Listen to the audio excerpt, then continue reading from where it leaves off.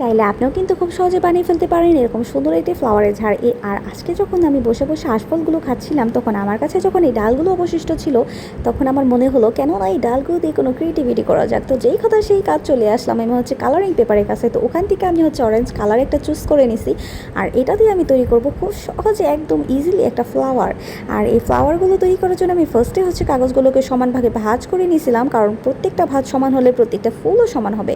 তো দেখতে পাচ্ছেন আমি কীভাবে ভাঁজ দিয়ে নিছি। এরপরে আমি হচ্ছে পাপড়ি আকারে কাট করে নিছি, দেন হচ্ছে একটা পাপড়ির মাঝখানে কাট করে নিছি, তারপর একটা পাপড়ি আর একটা পাপড়ির ওপর সুন্দরভাবে গ্লুয়ের সাহায্যে বসিয়ে দিছি। আর আমার হাতের কাছে ছিল হচ্ছে পুঁতি কালারিং। তো আমি হচ্ছে ফার্স্টে একটা সাদা কালার দিয়ে ট্রাই করছিলাম। এরপরে আমি যখন সবুজ কালারটা দিছি, এটা বেশি ফুটছে আমার মনে হইতেছে অরেঞ্জ কালারের মধ্যে। আর যেহেতু আমার কাছে দুইটা ডাল ছিল, দুইটা ডালের জন্য আমি দুইটা কালারের পেপার নিয়ে নিয়েছি। আর এইখানে আমি নীল রঙের পেপারটা নিয়ে নিয়েছি ফুল ক্রিয়েট করার জন্য। তো একেবারে ইজি একটা ফুল তৈরি করতেছি যাতে সবাই ক্রিয়েট করতে পারে। তো ফার্স্টে হচ্ছে আমি লাল কালারে দিয়ে দিয়েছিলাম, পরে দেখি না সাদাটা বেশি ভালো লাগতেছে।